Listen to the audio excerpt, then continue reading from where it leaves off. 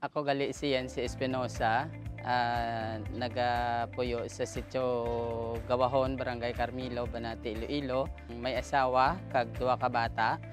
Nagasagod sang baboy na walang amoy under sa AMIA program. Ang pagpakaon, gamay lang gid, hindi mabaho sa pamatyag sang tawo. Ginarekomendar ko gid ang baboyang walang amoy sa pareho ko nga mangunguma diri sa Banwa sang Banati. Bangod ngang importansya sinitama kadako sa pareho namon nga mga mangunguma diri sa Banwa. Pinaagi sa Adaptation and Mitigation Initiative in Agriculture o AMIA, ang Department of Agriculture Western Visayas nagaserbisyo sa mga mangunguma agud mapasanyog ang climate resilient agriculture. Ang husto kay nagakabagay sa tiyempo kapag panguma aton pasanyugon. We serve what the farmers deserve.